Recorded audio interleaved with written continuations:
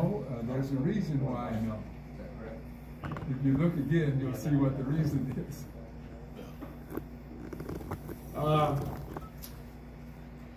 You know, it's amazing how good our league is when we have, I don't know, by KenPom, I guess the 25th ranked team in the country coming in KenPom, and they're 3-7, and speaks to, you know, I think we're top 80. It speaks to the quality of the league and the players and the coaches, and we get a Nebraska team that really handed it to us from the opening jump in the first game, and it's the one game all year that I didn't feel like we ever really threatened. Palmer was terrific. He's one of the outstanding wings in our league. He got to the foul line 16 times, and then Watson, you know, a team that has 4 seniors that play a lot. Obviously, Copeland getting hurt and hurting his knee is a big loss for them.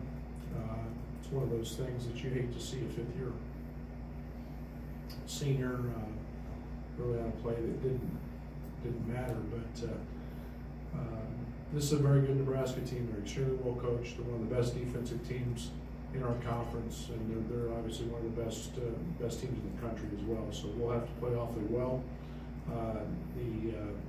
Referencing back to the Minnesota game, I thought we did some things exceptionally well.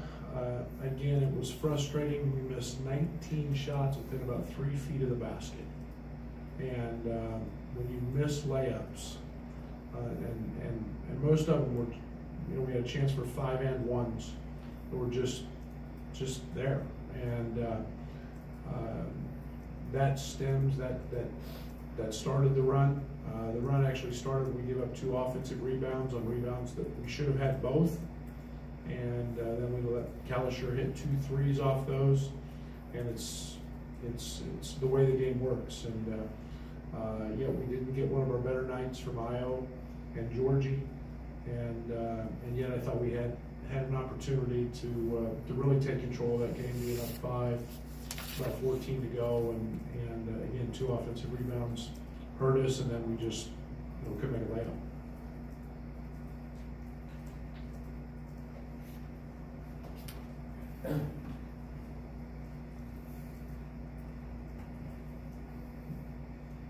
How would you say Nebraska has progressed or not changed since the last time you saw them?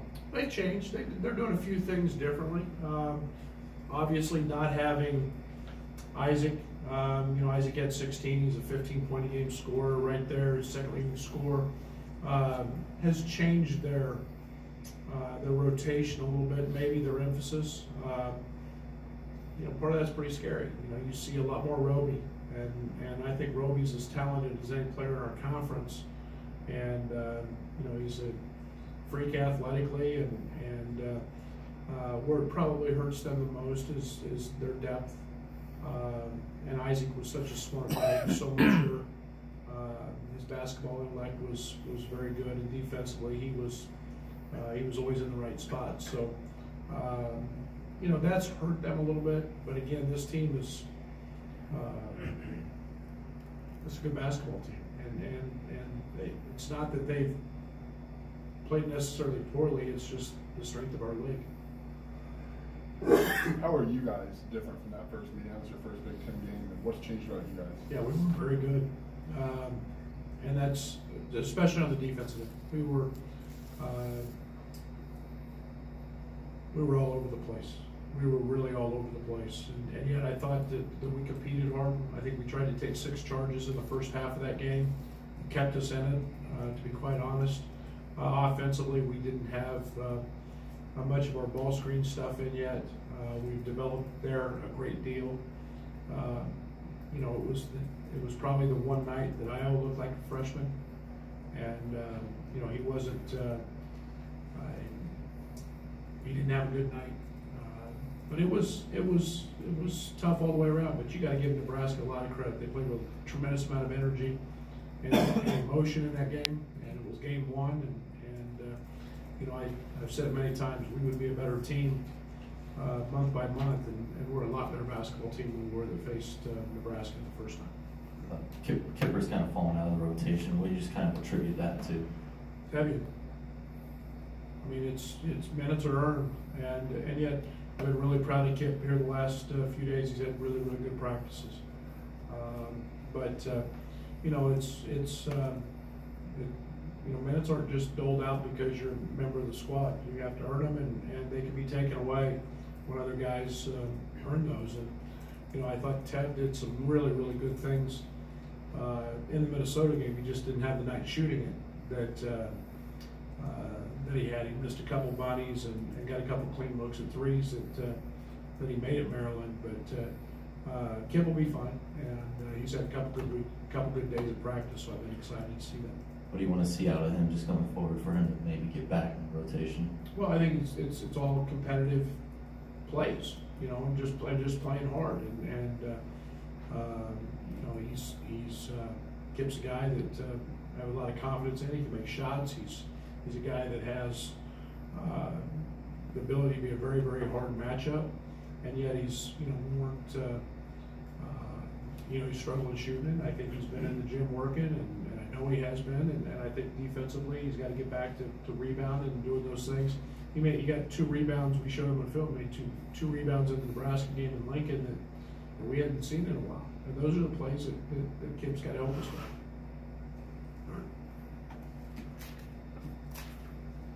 with. You mentioned, you know, Glenn Watson. Just, you know, Palmer's maybe the go-to scoring option for them, but what does Glenn do for that team at the point? Maturity. He runs the show. Everything starts with him. I'm impressed with, you know, he's got tremendous quickness. He shot the ball extremely well against us in the first game in terms of made some hard shots. And he's a guy that defensively, I have a tremendous appreciation for because he's very seldom in the wrong place. And their defensive numbers are through the roof, and a lot of that is attributed to him. He is definitely the quarterback of that team. He's a guy that generates a lot of offense for the other guys, and then defensively, he makes so few mistakes.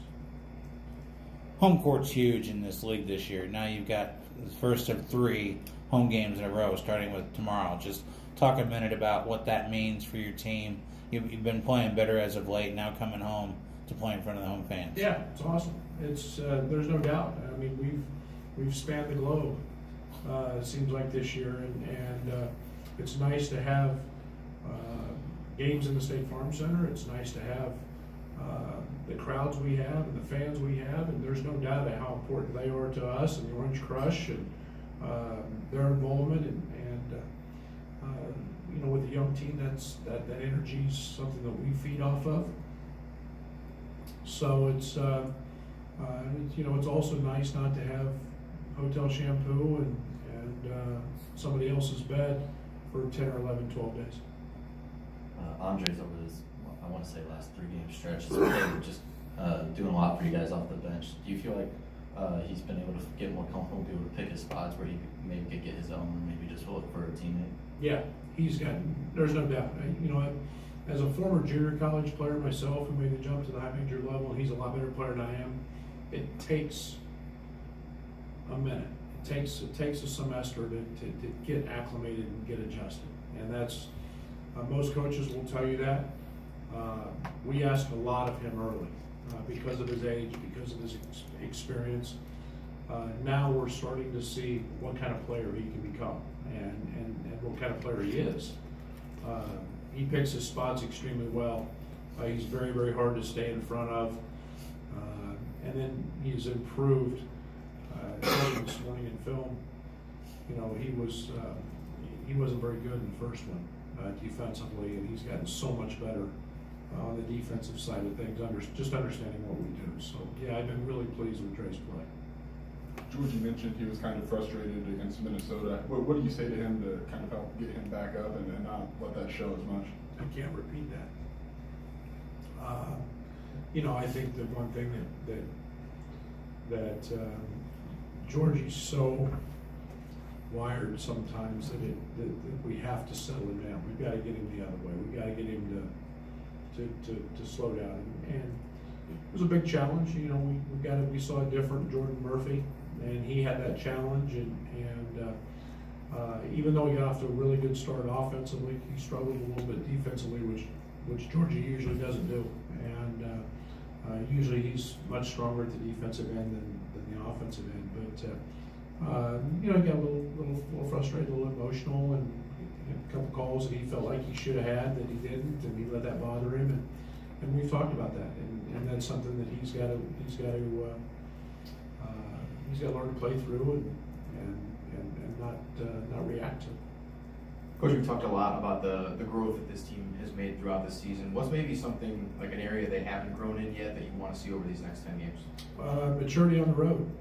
I mean, there's an attitude on the road that you have to have, and it's almost we say it all the time. It's us against the world mentality. You have to find just a little bit different place to go mentally when you're on the road, and we're still not tough enough quite yet to do that. I thought, you know, maybe the Maryland game, even though it was a neutral site game, that we grew in that area because it was when one thing goes bad on the road, it is steamrolled into a second thing or a third thing, and that's something that we've got to get better at. We've got to continually talk about it, and we've got to continually fight through that. Coach, it seemed like communication issues on defense led to easy baskets against Minnesota. How much did that bother you? How much has that been a focus point going forward? Well, it's our motto. It's all over the place. Quiet teams lose. Quiet teams lose. And yet I wish I could find a way, maybe put it in a rap song. I don't know. Who knows? In this league, everybody capitalizes on your mistakes. And just a simple calling out of a ball screen, whether it's a guard-on-guard ball screen, and it's an easy switch. It's something we've practiced since June 6th. And yet, having the recognition to understand that and see that and make that call becomes a problem. And it rears its head at some of the worst times. Talking in transition, we've gotten much better at it. But some of the recognition plays have been things that we've had miscommunication on. And you know, we talk about you're only as strong as your weakest link. And put one guy defensively out there who's not communicating, and it hinders us. And we were great in Maryland. We had 3 or 4 or 5, 6, just simple plays that we messed up on, and give Minnesota credit because they capitalized on it. Brad, you've had a few games now where Trent's had a really high scoring output, but there was a loss. What's behind that? Is there something going to change without taking away Trent's game? Well, I've never been a real big fan of having guys have 30. I personally would rather have 5 guys in double figures, and yet I don't detract from Trent at all. The other night when you're 10 to 14, it's not like he took 29 shots to get 30 points. It wasn't like he was out there gunning. I mean, we missed 19 layups. He just took 14 shots and the ball went in. I don't know if that directly related to winning or losing. I thought it gave us the best opportunity to win the game. I'm more concerned with the guys that missed layups and missed shots. And, you know, we didn't get much production from AJ. We didn't get much production from Devontae. Those are areas that I'm more concerned about, whether the trick goes 10 or 14, and how that outcome plays out. Thanks, guys.